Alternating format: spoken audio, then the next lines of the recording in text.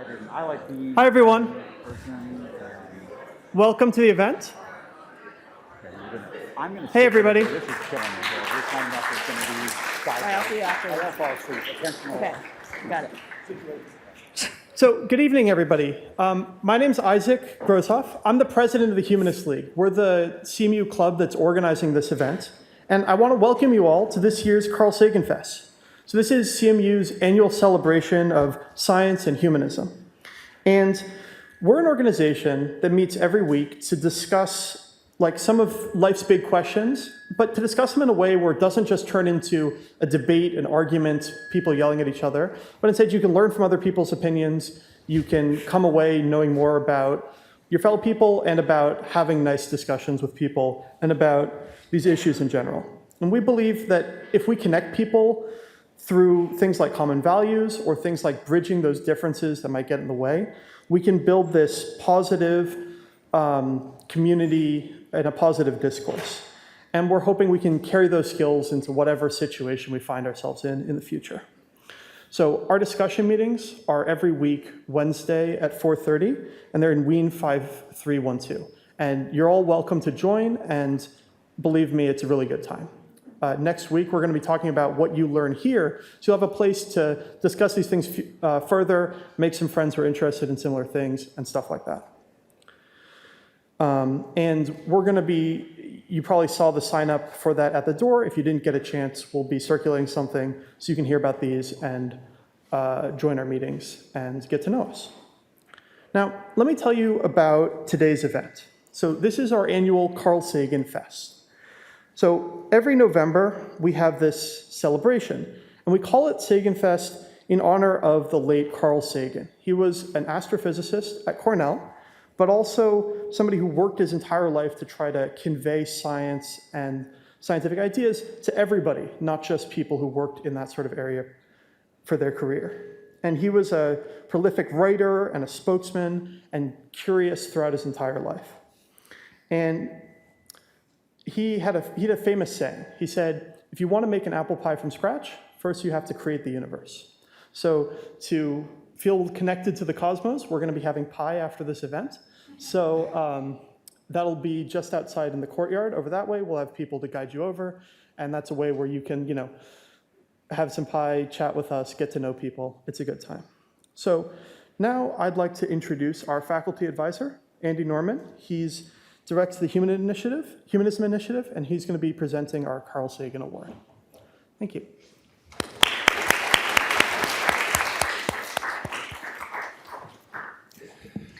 Thank you, Isaac. And thank you, everyone, for being here. Happy Sagan Day. So every year, we bestow Carnegie Mellon's Carl Sagan Award on one of the most inspiring thinkers and actors on the planet. Steven Pinker, Richard Dawkins, Daniel Dennett, Jonathan Haidt. These are all past recipients of our Sagan Award. Last year, we honored Daryl Davis, an enormously courageous Black American who deconverted hundreds of Klansmen by simply sitting down and listening to them. This year, we're thrilled to recognize another extraordinary individual. Harvard psychologist Dan Gilbert has written that, quote, psychologists have spent decades searching for the secret of success, but it was Angela Duckworth that found it. Angela is also the author of the #1 New York Times bestseller, Grit, The Power and Passion of Perseverance, the author of one of the most viewed TED Talks of all time, the recipient of a MacArthur Genius Grant, the founder and CEO of Character Lab, a nonprofit devoted to advancing the scientific insights that help kids thrive. She's the Rosa Lee and Egbert Chang Professor of Psychology at the University of Pennsylvania and co-director of Penn Wharton's Behavior Change for Good initiative. Ladies and gentlemen, our 2021 Carl Sagan Award reads, Carnegie Mellon University's Humanism Initiative recognizes Angela Duckworth for inspired devotion to freedom of inquiry, tireless promotion of humane values, and outstanding contributions to our shared grasp of the human condition. With this, the initiative's 2021 Carl Sagan Award, November 10th, 2021. Please join me in welcoming to the stage Angela Duckworth. Yeah. Take off my mask. I wasn't sure what to do with the mask, but thank you so much. It's so nice. Thank you. Okay, awesome. I will try not to drop it or forget it. Thank you, Alex, Isaac, and Andy. It's a delight to be here, and thank you for coming on timing. I recognize that the sun has set. Damn daylight savings time. I'm gonna speak for, I don't know, maybe half an hour or so, and I think we have question and answer that's supposed to take us to about 6:30. If in between my remarks and the end of question and answer, you need to scoot out, it will not take offense. In fact, if you leave in the middle of my remarks, I will also not take offense. So I'll assume that you'll take care of yourselves, but it's really a pleasure to be able to speak to you on something that is none of the questions that I believe the club has asked in recent weeks. You know, I'm not going to talk about free will. I'm not going to talk about whether God exists. I hope you resolved those questions at your prior meetings. I am going to speak about behavior change, and I think we switched this, right? So I can now advance it. Okay, excellent. So, like some of you in the audience, I'm a behavioral scientist. And in addition to studying the characteristics that lead to, for example, high achievement, I also try to do intervention work to actually help, especially young people, develop some of these qualities. So they are random assignment experiments, and I have been doing them for nearly 2 decades, teaching kids how to set goals and make plans, which is something that gritty people do, teaching kids to practice, to understand that, for example, practice is hard, and that when you do easy things, even though you feel really smart, you're actually not learning a lot. So I've been doing interventions for nearly 2 decades, and I will say this, most of my work has been disappointing to me. And what I want to share with you is my latest thinking about how to, in a way, rescue myself from the disappointment and some of the failures that I've had in terms of helping people change their behavior in ways that last, and a pivot that I've made that I think essentially blurs the line between interventions that are supposed to help people change their behavior and education, something we all have had a lot of, and for many of you in the audience are still actively engaged in. So that's a little bit of context. This class that I teach at Penn called Grit Lab is a representation of my latest thinking. It's something that I'll unpack a little bit by showing you a little bit of Grit Lab. And again, the context of this for me is if you really want to change your own behavior for good, you know, how do you do it?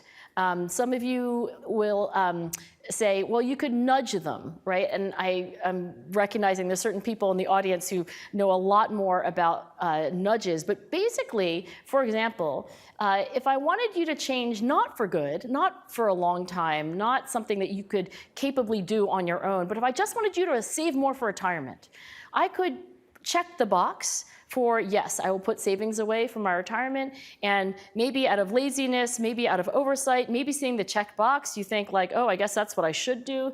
You might save more for retirement. So there would be a positive change in your life. But I would not say that's changing you for good. You are unlikely to go and save in other ways. You're unlikely to forego the Frappuccino so that you can put $5 more towards your savings, et cetera. So when I say that I'm interested in behavior change for good, I'm really trying to change people in ways that last and in ways that they can capably move on through their lives and stay the person who's setting goals, making plans, practicing, taking fear, or whatever else it is that they want to change. And I want to share with you what I have been doing for 2 decades, sometimes successfully, oftentimes not, that, again, is my inspiration for doing something else because of the limitations of this. So what I've been doing for 2 decades is randomly assigning people, sometimes adults, but very often kids, to a treatment condition and a control condition. And in the treatment condition, I put stuff in that I think is going to help them. So for example, this is a screenshot of an experiment that we did at a middle school where in the treatment condition, kids at that computer are seeing a screen that looks like this. So if you look carefully, there's a little mouse, but you can imagine there's a student and they're learning about practice and about how when they practice, it's part of learning, and they'll be learning a little bit about what it feels like to be frustrated. And I put into this intervention that I did with a graduate student at the time named Lauren Eskris-Winkler. We put in hundreds of hours. We piloted, we got a graphics designer to make the cartoons. We gave our best shot at what is effectively a roughly 14-minute little activity that used a lot of psychology, like norms, and it was really like the best that we could do. And when students went through this intervention, we found that there was a benefit. So we published this work, and the take-home finding of this paper is that in a quick little activity that lasts no more than roughly 14 minutes, young people can learn something that can create positive behavior change. They can learn about frustration and practice, and they can actually themselves start to practice more. And in this study, the students in the treatment condition, they got better grades for a whole marking period. And the data in stylized form look like this. I've got kids who are randomly assigned to a control condition, kids who are randomly assigned to do the activity that I just showed you. And at baseline, there's really not much of a difference.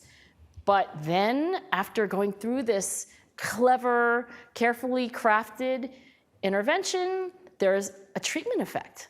And the kids are practicing more, and they're even getting better grades.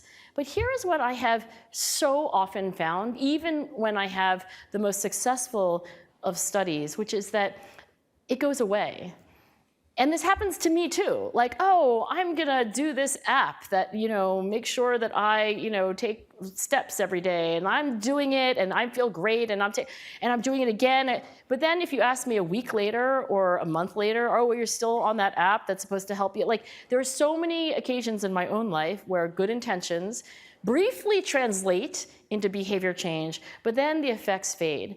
And I'll say from my own work that I don't think I've ever done an experiment, an intervention, where the benefits lasted for more than a few months. So by the time the seasons change again, my effect has gone away, even when I give it everything I have as a behavioral scientist. So the question then is, what does create lasting change? You probably right now can think of at least one thing in your life where you would like to do it differently or better as a habit or as identity. Maybe the way you eat, maybe the way you exercise. For me, it's probably anger management, because I have a bit of a temper. But whatever it is, right? You want to procrastinate less. You want to get to work on your book. Whatever it is, you have some intention. And for all of us, this perennial question of how do I make things last? How do I change my life for the better and have it not go away in a week or a month or a season? And when I thought about this, I decided that I would look beyond what scientists do to just the world. What are examples? And I thought, when people convert their religion, that often creates a change that lasts. Or if you move to a different country, I could move to France. And I think if I moved to France, there would probably be some changes in my behavior, maybe some desirable, some whatever, but there would be some changes that would last, right? So I thought, these are the kinds of differences in our routines and our habits that are not at all like I'm creating in 14-minute interventions. And I want to give you an example that's been very directly inspiring, and that is Outward Bound. Among those who are here in person, raise your hand if you have ever heard of this outdoor adventure program called Outward Bound. So maybe a third of us. Okay, so for the 2/3 who haven't, Outward Bound is this outdoor adventure program where you go on an expedition with a group of people that you don't know.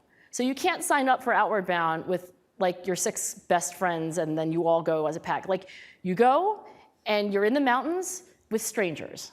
And you have a series of challenges that are kind of the necessary challenges that you would face being in the mountains and needing to find shelter and survive, et cetera. The genesis of Outward Bound, interestingly, was not about teaching outdoor skills. It's a program that is decades old, started in the UK, I believe.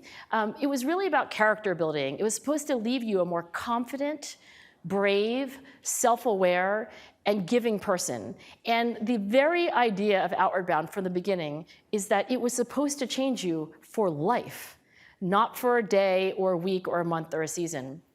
There was a study that I think should be replicated, should be done in even more rigorous ways. But here's the take-home of a meta-analysis, a study of all the studies that have been done on the Outward Bound program. And for those of you who are not accustomed to reading graphs like this, basically, the higher the dot is above the horizontal axis, the more there's a suggestion that there is a benefit of Outward Bound on some outcome, like confidence, like self-efficacy, et cetera. And the take-home of this graph is that when you look at Outward Bound's immediate effects, like, okay, there's a suggestion that it's helpful. What about a few months later? Yeah, but what's really striking is that there seems to be a benefit of having gone on an Outward Bound adventure 2 years after having gone through it. Right? So this is not at all like the data I collect. I've never done anything where I come back in 2 years and the kids that I was working with have some lasting benefit from having gone through an intervention.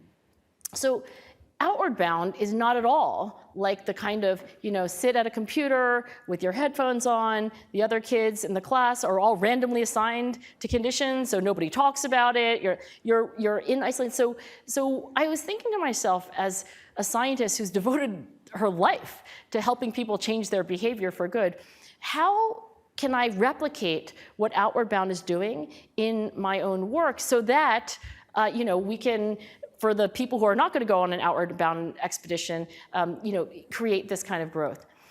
Outward Bound actually has a philosophy of change that they published in 1976, but actually was a formalization of the original Outward Bound philosophy, which was decades earlier. So the formula for change in Outward Bound is that you start with a learner. The learner is placed into a novel physical and social situation.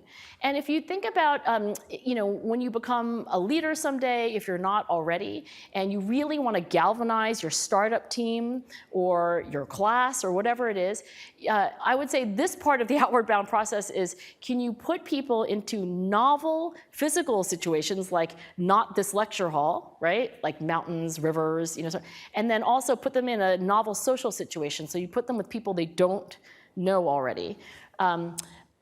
The next part of the Outward Bound formula is that the learner placed into a novel physical and social situation is then given a series of challenges that are designed to create a state of dissonance.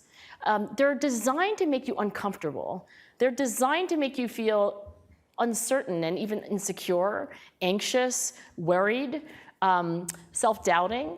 And it's through the mastery of those challenges that you build self-confidence, self-awareness, a sense of belonging, and more. And that, according to Outward Bound, is what leads to continuous growth. So for me, as somebody who wants to increase behavior change or enable behavior change, I thought, okay, that's what Outward Bound does. Now, let me wipe my mental whiteboard and think about another context in which purportedly there should be some change, and that's education, right? So, like some of the people in this room, I have a job as a researcher where I try to increase behavior change, but also I'm a professor. And I know many of us tonight are students, so I teach, and I've been a student too. So what is education doing? I think, by the way, education is not a very good behavior change tool. I don't think we come out of our typical college classes as different and better people. We know more, but I don't know that the goal of the professor is to change us in any enduring way. In education as usual, you do have a learner. That's the student. And you do learn stuff, schemas, strategies, whatever the content is of the class. And sometimes there's writing assignments. And sometimes those writing assignments make you reflect, et cetera. That's about it. So when I thought about inspiration for where to take behavior change work, I thought it could look like Outward Bound. It could look like education. And I came to the conclusion that actually, if you bring together some of the elements of education and some of the most important elements of Outward Bound, you would actually have a different approach to behavior change that wasn't 14 minutes. It would be more like a 14-week class. So I want to explain to you the philosophy of this 14-week undergraduate class that I've been teaching at University of Pennsylvania with the following disclaimer. I don't know if it works, but the whole reason I put my heart and soul into it is that I'm betting my career on the idea that these little things that I've been doing for 2 decades are only illuminating things that I have to actually embed in a much different kind of vehicle in order for me to help people make change that lasts. So here's where I think Grit Lab works, but you can also maybe imagine this in more general terms. You have a learner, that's you. If you sign up for Grit Lab, I'll place you into a team of 4 students that you do not yet know. I tell you, by the way, at the beginning that you can't choose your team. They'll be like family, and you can't choose family either. Collectively, you're given tasks, but individually, you're given challenges as well. These challenges are designed on a weekly basis to create discomfort. They are designed to be a little harder and a little more emotional, maybe even, than you might want in the moment. That state of dissonance can be mastered. I do tell you stuff, right? Like, oh, here's the science of goal setting and planning. Here's the science of practice. What do we know about growth mindset? Here's the stress response. So I do tell you stuff, and there are PowerPoint slides, and there are readings, just like a normal class. But in addition, I make a very intentional effort to be like an outward bound leader. So outward bound leaders recognize at every moment of their expedition that they are modeling for the people on the outdoor adventure what to do. And so every homework assignment in Grit Lab, this undergraduate class, I do as well. And I'll share with you a little bit of my homework for Grit Lab. So I try to model, we have TAs who model. And that, I think, combination of the role modeling and the scaffolding of schemes, like that leads to mastery. You do things that you didn't think you could do, you were a little scared to do, but you did do. And that combined with reflection through writing, so there's a weekly essay, but also through conversation with your teammates. That, to me, is the future of education. It's much more experiential. It's much more social at its core. And it's also, for me, the future of my behavior change work, because unlike a 14-minute individual, you're sitting on a computer, you don't talk to anyone, it's not very emotional, it's not very experiential, you're not experiencing a state of dissonance, you don't master something that you're proud of, that you can write about and talk about. To me, it's also the future of behavior change. So I'll give you a little taste of this. And in our discussion, we could talk about anything you want. We can talk about this. We can go off topic. But I do want to at least give you a glimpse of what Grit Lab is like. So there are readings. I also send some swag home with students. But if you look at my syllabus, it doesn't look all that different from the syllabi that you and I have used as students and some of you as professors. So in a given week, for example, there might be a topic like values, right? And there are readings to do before class, and there's even like a comprehension quiz, so this looks like education as usual. But one of the most important elements of this class is that there are these experiences. So in this week's assignment, your challenge is to write an essay of 500 words called the This I Believe essay. Which is an essay that National Public Radio kind of created as a tradition. So you can write this essay if you want for optional homework tonight. The only requirements are that the first words are, this I believe. And then you just write the rest of it. This I believe. This I believe. I believe in generosity. This I believe all people were created equal. And then you keep going for 500 words or so. And that's not in itself all that emotional, but then you have to read your essay aloud to somebody that you care about. And I'll show you what I showed my class, which is my reading my This I Believe essay to my mom. So that's the challenge that creates some level of dissonance, maybe not the same as being on a mountaintop in a thunderstorm, but some amount of emotion. And then you go to class, and then there's actually a lecture on the world values, et cetera. And all of this is processed in reflection through writing, but also through conversation with your teammates.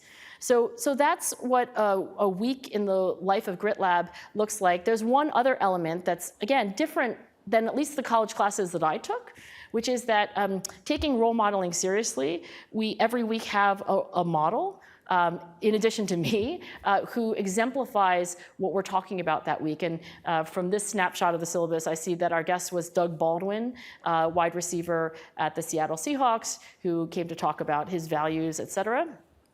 And so let me show you, just a glimpse of that week of Grit Lab to give you a sense of what it was. So there were PowerPoint slides, and for those of you who are curious about values that have been recognized around the world, across culture, they are these. These are called the Schwartz World Values, and it turns out that whether you grew up in France, or in Ethiopia, or China, or the United States, that there's some kind of taxonomy of values. And so people around the world will say, like, they care about benevolence, and they care about universalism, and on. So in class, we learn that there are these values. We also learn that that scientists believe they can be organized from self-transcendent to self-interested, from open to conservative, et cetera.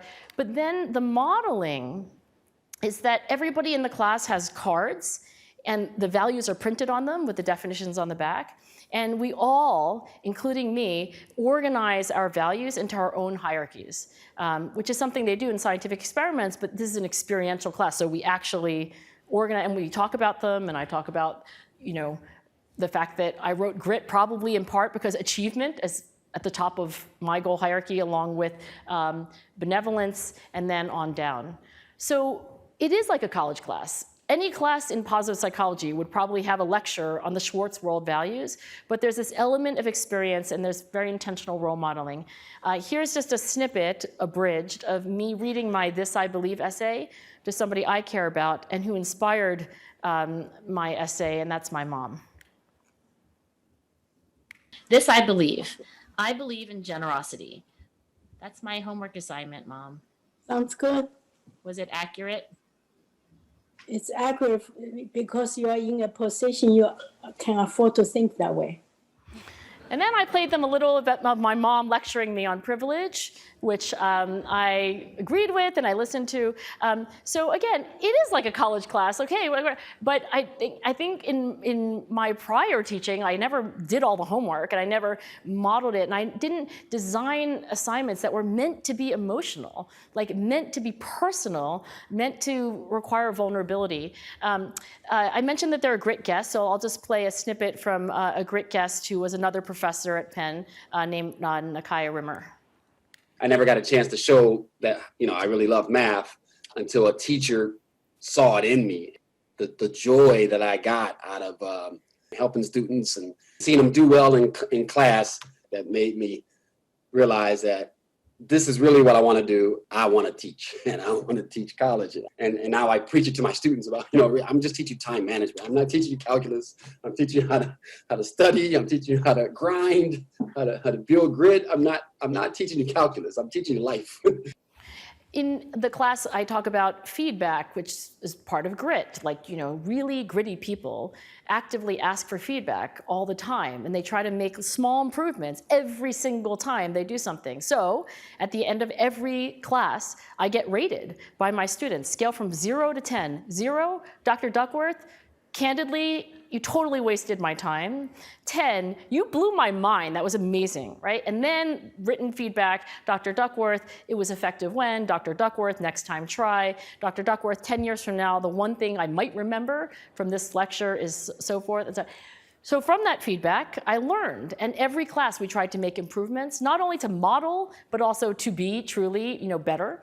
I'll just show you one more Grit Guest interview. I learned that I should not be doing the interviewing, that the students actually have the best questions and that they should be in charge. So this is a student in Grit Lab interviewing another Grit Guest, the Olympic skier, Lindsey Vonn. Familiar with, but although not all of us ski, a lot of people working towards long-term goals experience a lot of hardships along the way.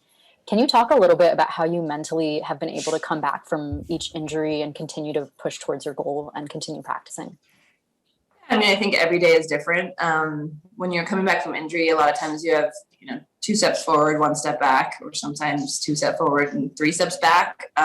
But you just try to slowly chip away at the recovery process. And I try to stay very in the moment when I'm doing that. I mean, I always keep the long-term goal in mind. You have to have kind of.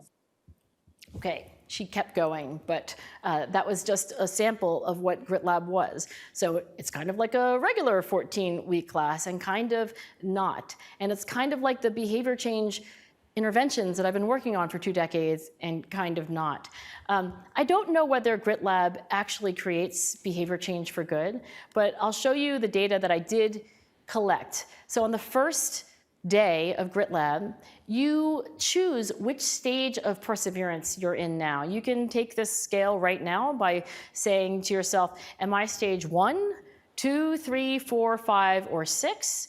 I'll show you the pre-data, the most common response among the undergraduates, which is that they were at stage 4. But of course, some people said, 3, 5, 6, 1. So stage 4 is other people would tell you that I hold myself to a standard that is higher than what is explicitly asked of me. And on the last day of class, self-report, no control group, the modal response, the most common response was stage 5. Other people would tell you that I not only hold myself to standards that are higher than what is explicitly asked of me, I also actively seek feedback about how to improve. And there's, of course, room to grow from that because that's only stage 5. So there's some suggestion, statistically significant, et cetera, but it's self-report data. Maybe we have created some change in perseverance through this 14-week course. I definitely don't know whether it lasted, but let me show you self-reported passion. Right now, you can ask yourself which of these stages you fall into. In this case, the most common answer was stage 3. That is, I'm actively figuring out what my interests are by trying one or more of them out in some way, which, by the way, is developmentally typical and good when you are young. You are supposed to try things, quit them, try new things, quit them, and sample your way to understanding your interests. So the common response at the first day of Grit Lab was stage 3, and then after 14 weeks of these weekly experiences, the reading, the reflection, the teams, the modal response was stage 5. I have an interest that is not only enjoyable, but also aligns with my personal values. By the way, stage 6, in case you're curious, I have an interest that is central to my identity. That is, what I do is an important part of who I am. So I don't know if Grit Lab works. Maybe it's just like any other college class, and maybe this is all just people wanting to believe that they have changed. But I will tell you that I have radically changed my work, and I'm less and less interested in little nudges or 14-minute interventions that might, if I do everything right, have an effect or benefit for a month or a few months. And I'm much more interested in thinking about all the time that students like you are spending in class and asking the question, could education as usual not be education as usual? Could it be more like Outward Bound? And also, could these interventions be more like Outward Bound too? So I'll begin to wrap up with the idea of teaching Grit Lab to high school students, so on Thursday nights, and then also during the week in their regular classes. I'm teaching high school students the same things I teach undergraduates, and I'm hoping that it will benefit them. I want to show you a little clip from Maya, who's one of the TAs in this class for high school students, who is a positive role model for them. Hi Grit Lab, I'm Maya. Along with Ryan and Janet, I'm going to be one of your TAs this semester. I'm from Philadelphia, Pennsylvania, and I went to high school at the Agnes Irwin School, a small all-girls school that's outside the city. When I was in high school, my favorite subjects were English, photography, and any of the science subjects. In high school, I participated in our Black Student Union, our Multicultural Board, and I was on our rowing team. As you may know, I attended the University of Pennsylvania, where I majored in psychology and I minored in Africana Studies. I was also on the lightweight rowing team at Penn for all 4 years, and I was in a pre-health fraternity where I became the marketing chair. 1 year ago, I took Grit Lab. I originally enrolled in the course because I wanted to learn more about myself and find my grit. I felt like when I was younger, I was much more gritty, but as I got older, it was hard to find my passion and hard to find the motivation to persevere. From Grit Lab, I not only gained tools to help me better understand myself and improve at my own goals, but I also got to learn from so many other students and got to hear different experiences. Although I enrolled in Grit Lab for personal reasons, my favorite part of Grit Lab was connecting with others. The conversations that you have in Grit Lab are ones that are different from any other class. You get to know your peers on a personal level, and you just get to know more about their perspectives and their experiences. You guys are going to learn so much about yourselves, about the world, and about your classmates. I hope you guys enjoy Grit Lab as much as I did. So here's what I think. I think the best kind of behavior change is educational. So you are supposed to learn something. Somebody's supposed to tell you about goal setting, values, planning, whatever it is, like those informational elements, the schemas, strategies, whatever it is, like that's important. It's also, I think, a great thing that in many of our classes, there are essays and there's some amount of self-reflection, et cetera. But I don't think it's enough. And I think this is why education as usual rarely changes us in enduring ways for the better. I think one of the things education needs to be, if it's going to make a bigger difference in our lives personally, is experience. I think behavior change is fundamentally experiential. I could give you a lecture on gratitude. I could give you a lecture on curiosity. I could give you a lecture on grit. If you don't experience anything personally, I doubt that's going to actually make you more curious, more grateful, more gritty, et cetera. So I think the elements of Outward Bound, where you have a series of challenges that create some level of dissonance that you overcome, I think that's elemental. And then finally, I don't know that we're doing as good a job as we could do in education to make it social. And I certainly didn't do a very good job as a behavioral scientist of making my interventions social. You are randomly assigned at the individual level, or you take a class and as an individual, but there's no team. There's no sense of crew or a group of you going through a common experience. So I believe that if we want to actually radically increase the possibility of changing ourselves for the better, we do it with other people, we do it with role models, and we do it with some amount of reflection that comes from conversation, the kinds of the conversations that Maya was talking about. And that, to conclude, is where my hope lies for behavior change for good. Now, not only as a behavioral scientist with a research agenda, but also as a professor. So everything I do now, whether it's in research or in teaching, has this underlying blueprint, which is that there is a learner who is placed into a group, a team, and then given a series of challenges. These experiences create a state of dissonance, and with some knowledge, with some schemas and strategy, but also with role models, there's the possibility of mastering those challenges, and that, upon reflection, through writing, through conversation, maybe will lead to continuous growth, maybe will lead to behavior change for good. So with that, I will say this. Thank you, Alex and Isaac and Andy, for having me here. It's truly an honor. I think it's not at all what is usually spoken about in your weekly conversations, but is definitely what's top of mind. So it's been truly an honor to share that with you tonight. Thank you very much. Looking forward to questions.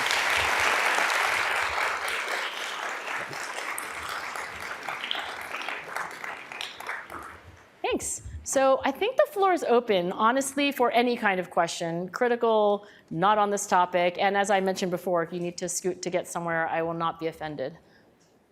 And do we pass a mic, or do we just, do you want me to repeat the question?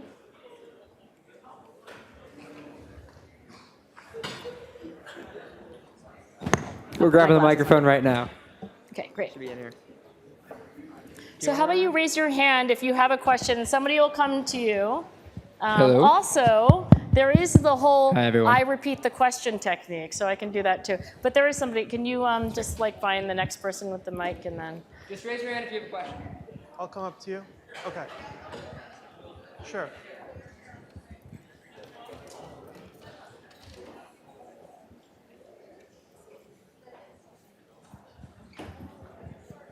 No problem.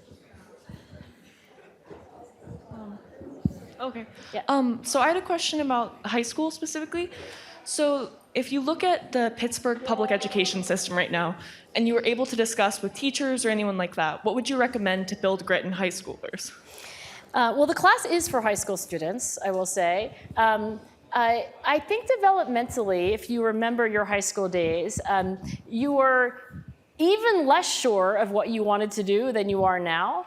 I think that high school students are at a terrific age to begin to ask questions about, like, what are my values and what am I interested in intrinsically?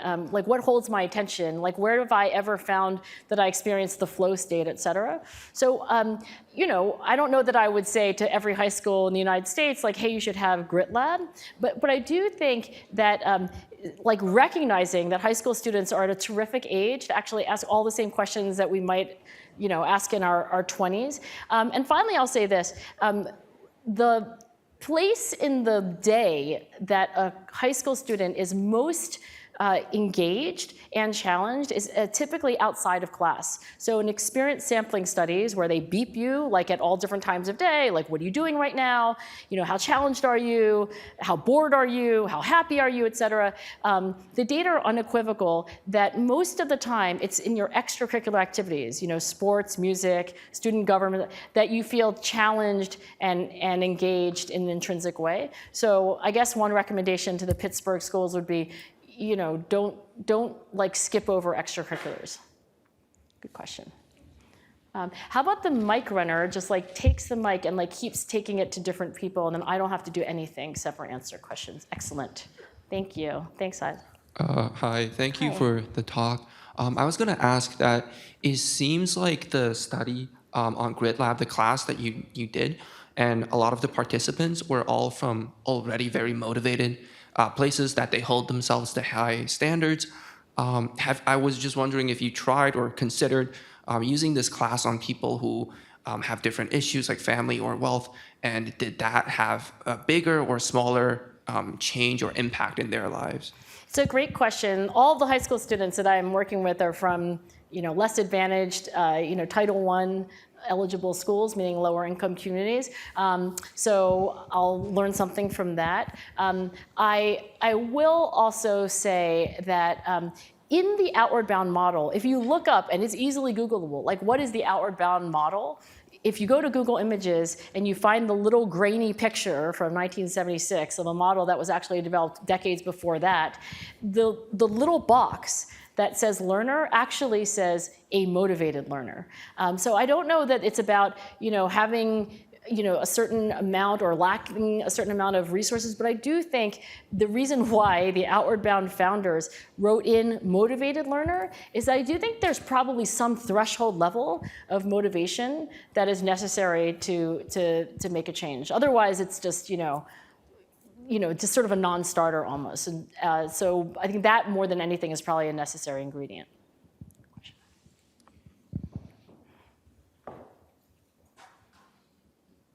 Hi, first and foremost, I just want to thank you and all of your work because it has been tremendously influential in me and the sort of philosophy that I have. So thank you for everything. Thank you. And the main question that I want to ask, and this is something that I've been feeling as well, while making transition to, you know, all of the teachings of grit, or at least switching to the growth mindset from a fixed mindset, there are still times where it's difficult to pursue thinking in the growth-oriented state when times get a little more difficult than usual. So in light of continuous challenges, how do you have perspective enough to make sure that you're still on course?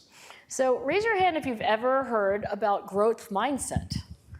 Wow, I feel like Carol Dweck should feel just, I would feel great about myself if like an entire auditorium, that I feel like Carol Dweck's work on growth mindset is the most well-known work in psychology today. Carol's at Stanford University. Some of you in the audience I know Carol. Let me just say what growth mindset is, according to Carol Dweck, why I think it has been so influential, and because we are all here in person tonight, let me give you a little nuance on the growth mindset work that I don't think actually makes it into popular culture. So Carol was a graduate student at Yale at a time where people were doing lots of research on learned helplessness. So people and animals giving up on things, in a series of experiments when an animal or a person does things and like it doesn't work out and it doesn't work out and they have no control. Then when they're able to actually succeed, they have learned that they're helpless and they give up. It's the opposite of being resilient and gritty, right? So Carol, being a graduate student at Yale, wondered about this. She also cared a lot about children. And she asked a fundamental question, which is, what beliefs would lead you to be helpless? What beliefs would lead you to be the opposite, to be resilient in the face of challenge? And she had an intuition that the theories that we have, the beliefs that we have about human nature, about intelligence, et cetera, could actually explain why some of us are resilient when things don't go well and some of us are the opposite. So what she came to understand is that we have these theories of intelligence, these beliefs about whether intelligence is malleable, like the phrase, I could get smarter, makes sense to you, or the opposite, like, what does that even mean to get smarter? I mean, yeah, you can learn things, but you can't get smarter. Intelligence is fixed. And what she found in her work, which is, I think, why it's so popular and popularized, is that when you're doing well, it may not matter so much whether you have a fixed mindset or a growth mindset. And right now, you can diagnose yourself, like, do I have more of a fixed mindset, more of a growth mindset? It doesn't really matter what you have when you are Phi Beta Kappa, summa cum laude, you got into every club you wanted, everything's going great. What she did find is that it matters when you fail or when you're challenged in ways that you're not able to meet those challenges, et cetera. In those circumstances, having a fixed mindset can be harmful to resilience. Having a growth mindset gives you kind of a rational reason to keep going and trying again and figuring out what went wrong and trying to get better and, yes, even smarter at what you're doing. So that's what fixed and growth mindset are, according to Carol Dweck. And the nuance that I think is lost when the media or whoever it is, like the PTA who's sending home the newsletter on growth mindset, et cetera, the nuance, I think, is that, and I was just having a conversation this morning with a CMU professor, Danny Oppenheimer, about growth mindset and fixed mindset. And Danny said, can it be the case that a growth mindset is always a good thing? Like, can it be the case maybe that sometimes it's good to have a fixed mindset? Like, is there any nuance here? Is there anything more to say other than, like, we should all have a growth mindset and that's it, close the book? And in particular, he said, like, say, for example, you're in a class at CMU and it's going horribly and it's so hard for you. And in this other class, it's like a warm knife through butter. It's just like everything comes easily, et cetera. Should you major in the class that is really, really hard for you? Or should you actually take the path of less resistance? When he said that, actually, what it brought to mind is a collaborator of mine named Steve Levitt, who is also an economist, Freakonomics, yay, University of Chicago. He tells a story of taking econ for the first time as an undergraduate. And he comes out of the econ class, and he's walking home with his roommate. And the roommate is like, oh my God, that was so hard. What happened? Like, I'm gonna have to study for hours. And Steve didn't understand what his roommate was saying. He's like, what are you talking about? He's like, oh, the lecture, the equations. And Levitt then recognized that he was good at economics. It was a strength for him. And one nuance that can get lost, and I don't think Carol would have ever said this, but sometimes it can get misunderstood. Like, I don't think that growth mindset implies that we're all equally good at everything, that you are equally good at everything that you try to do, and that we ought to try to do things that we want to do, regardless of how easy or hard they are. My personal recommendation is you should major in the thing that does come easily. I mean, if you walk out of a class like Steve Levitt did, and you realize that you're amazingly good at learning it, it effortlessly captures your attention, et cetera, then you should lean into that and maybe not do the things that are seemingly impossible for you. Where Carol and I agree, and I think we agree on all the things that I'm saying, is that you can learn things. And that phrase, getting smarter, used to make no sense to me either. I had a collaborator, a fellow Stanford faculty member of Carol's, James Gross. And every time we had a meeting, when he didn't understand something, he would say, "Oh, Angela, can you help me get smarter about this thing?" And I was always thinking, why does he say that? It's such a weird thing to say. And then I realized after a few years, he was trying to, encourage a growth mindset, et cetera. So I do think we can get smarter. I do think the brain is plastic. I do think learning is possible. However, I think one of the nuances that can get lost with growth mindset is it doesn't mean that you should try to do everything and that doesn't matter and there's no idea of talent, et cetera. So to answer your question more directly, what to do when you're discouraged, I do think reflecting on why it is that you're discouraged, how is it going? How is it going relative to other things? Is it the thing that you really want to do? When I was a freshman in college, I literally failed my first hourly and midterm in Bio 25, which was neurobiology.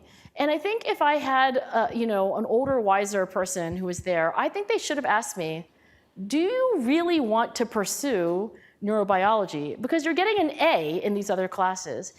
In that case, I decided that I did want to continue. So I studied my ass off for the final, and I got my lowest grade on my transcript for that class, but I did pass the class, and then, I don't know, I have a little bit of, anyway, I majored in neurobiology, and that was my degree. But my point is that I think it's helpful to have a growth mindset. I think it's helpful to ask yourself, what's going on here? I do think it's helpful to remind yourself that the brain can change, and learning is possible, and we can get smarter. And at the same time, I think if somebody in that position says, you know what, I don't want to study neurobiology. I think I'm going to be an econ major. Or I don't want to study econ. I think I don't want to be at this company anymore. I want to do something else. I think it's okay to quit things. And I don't think having a growth mindset is necessarily a prescription to persist at all costs in the face of any obstacle, no matter what. Because, as Danny Oppenheimer pointed out, there's an opportunity cost. There's sort of a road not traveled that may be a better road for you. So indirectly, I'll just say that, yes, growth mindset's good. It's good to read Carol's book, like every CEO I've ever met. But also, it's good to appreciate, as you will after reading an entire book on it, some of the nuances of her argument. The mic person is in charge. Isaac's in charge. And Isaac, after somebody asks a question, you could also go to the next person, and that way they'll be less delay. Thanks, Hi, Angela. Brian. Hi. Hi. Can you hear me? Yeah. Okay. I'm going to ask a kind of half-formed question. Excellent. So I think the disappointment with the short interventions and then led to this longer intervention.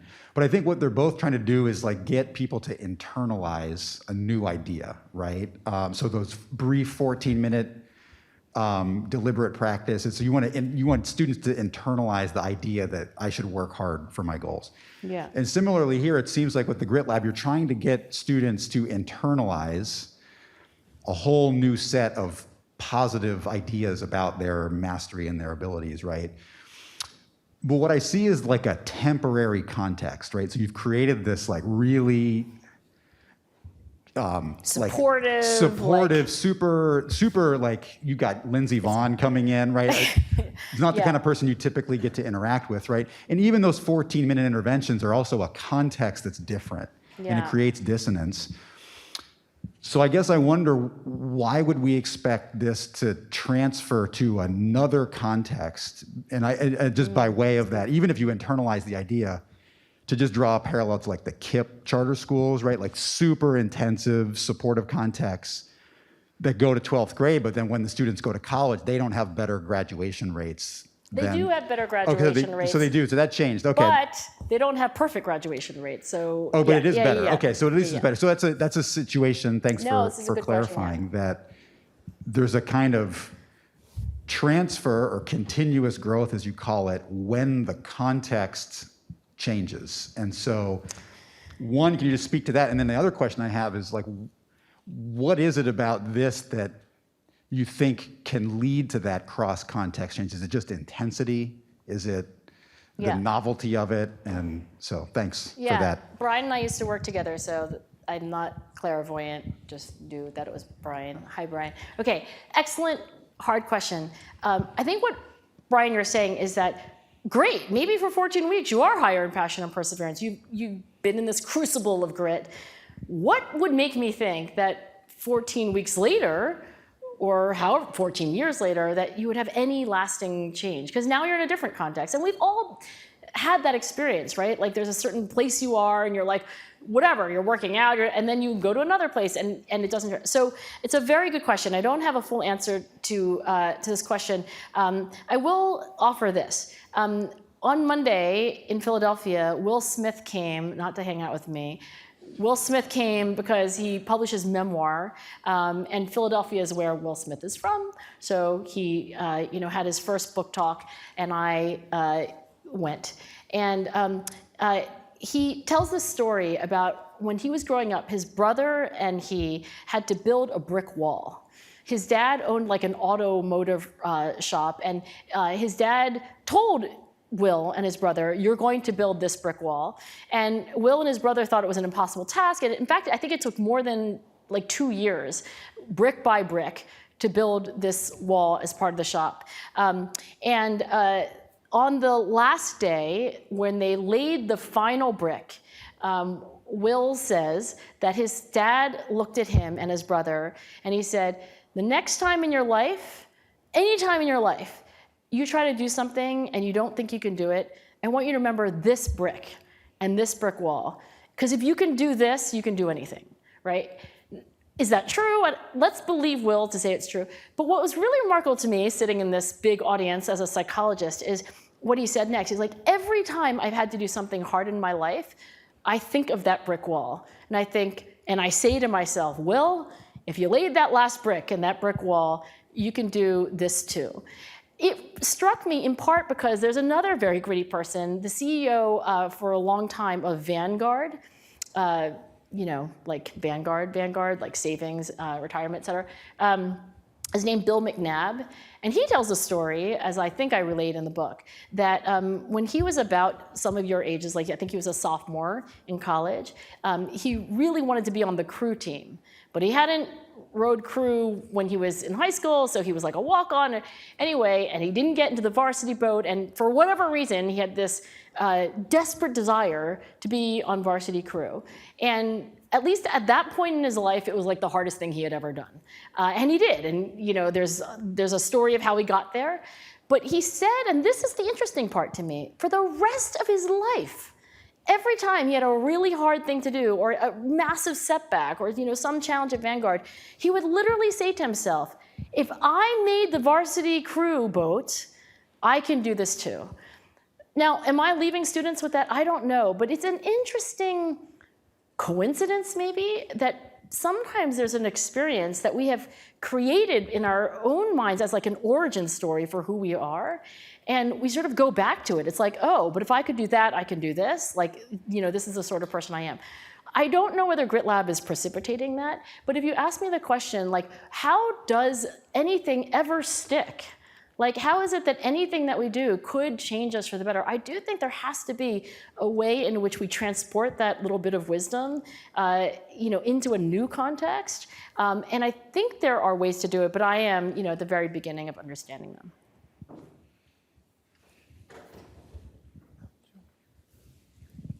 Hi. Thank you for a great talk, and I love the way you answer questions. Thank you. Hi. Yeah. I love you. You're great. Come home with me. Yeah. Yeah. My question is kind of like, I think it's a really cool idea. This is the way you are kind of combining this experiential learning with traditional education and college classroom.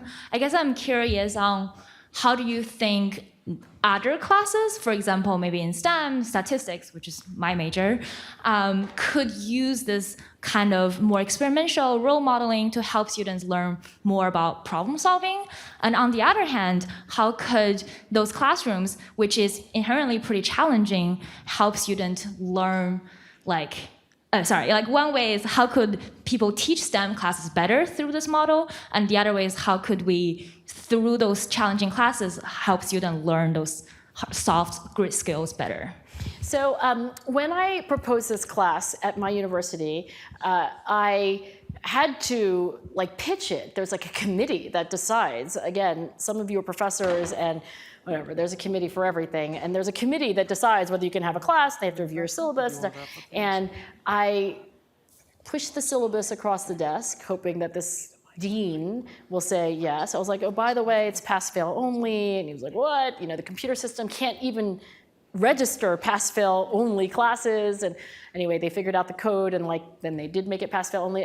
There were all these elements, and he was like, okay, and then they have to do what? I'm like, well, then they're gonna have an experience. Your homework is to have an experience. Hopefully an emotional experience, one that makes you uncomfortable every week. And then there can be teams, and and at the end of these deliberations, this dean said, oh, I get it.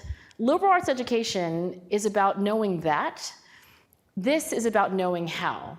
And today, Andy and I were walking over, and it's also knowing why. So I do think you can take a statistics course, an organic chemistry class, French, sociology, et cetera, and there are elements of this that could be imported. I do think that depending on what you're teaching, the experiential component could be massively helpful. Maybe it doesn't apply equally to all classes, but I really don't think we learn things except for when we have some experience, ideally an emotional one, and absolutely something that could be brought into literally any class at CMU or anywhere else, is the modeling, right? When I did these homework assignments, I was like, why have I never done the homework assignments that I assigned as a professor ever before this? It would be please write a 250-word comment, please read this. And I do everything that my students do. And sometimes when I do it, I discover that it's dumb. And then I try to change the assignment. But I do think the modeling element of this and the social part, I do think that, when you think about all of the grades that you've gotten in your entire life, they were your quizzes, your midterm, your exams, your final paper. It's a completely individual thing. That's in itself not especially bad, but if you think about life and working and jobs, I spent the afternoon at Duolingo. Nothing they do is one person working on anything. Everything is in teams. Everything is groups and learning. And so if you ask the question, could you teach statistics in that way, right? Could the professor model more? Could your TAs model more? And could you do things more in teams? Those elements for sure I think could be imported. And thank you for being so nice. Flattery is great. So thank you. Instead of running the mic around this time, I'm going to ask a question myself. Yes. What I'm wondering, so an important part of this system in your Grit Lab and in the other experiences you described is there has to be some experience that seems like it's going to be that seems very difficult, that produces this dissonance that is a challenge. But then another critical is the mastery, that the person then succeeds at the challenge. Now, in a lot of traditional education, you have one but not the other. It seems really challenging, and then a bunch of people fail because it was really challenging. So you have challenge plus failure. Right. Or you have an absence of challenge. Everybody can do it, and then everybody does do it. So everybody mastered it in a sense, but nobody felt challenged. So how do you reliably create both of those?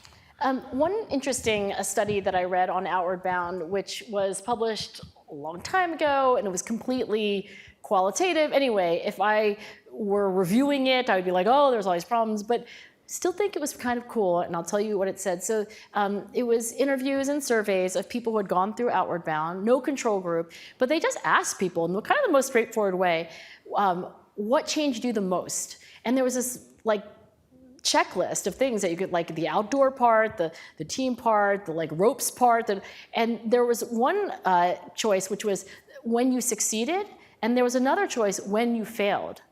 And what's interesting is that there's a table in that paper that gives the rank ordering of how popular these how many people checked off for those things as being the most effective parts of being on an outward bound adventure.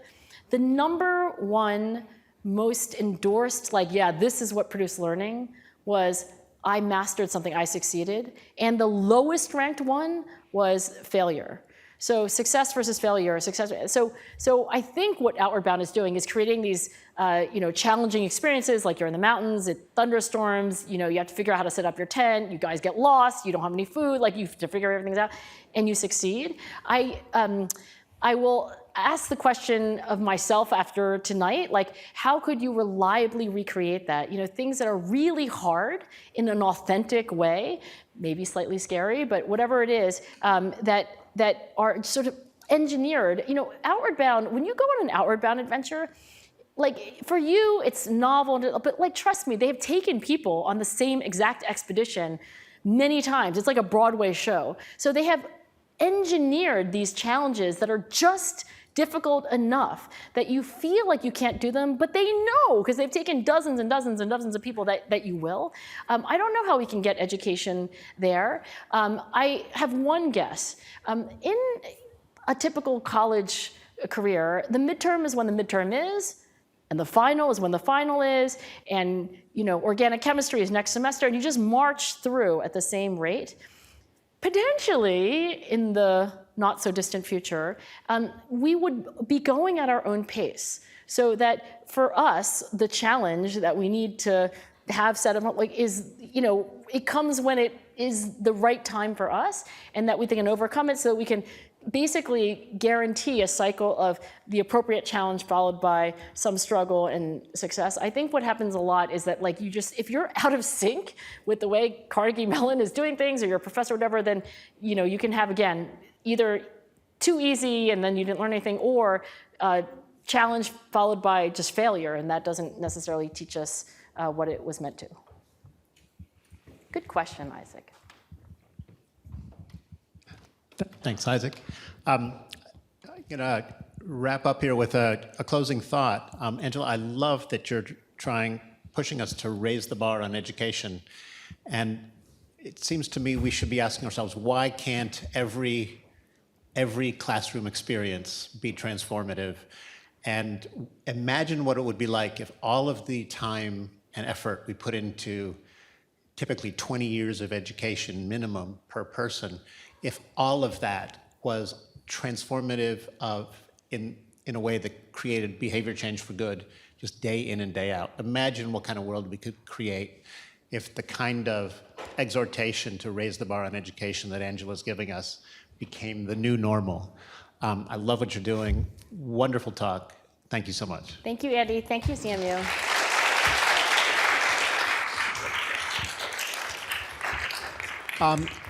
Guys, we would love it if you would join us out in Merson Courtyard for a slice of pie and discussion about some of the wonderful ideas we've just heard.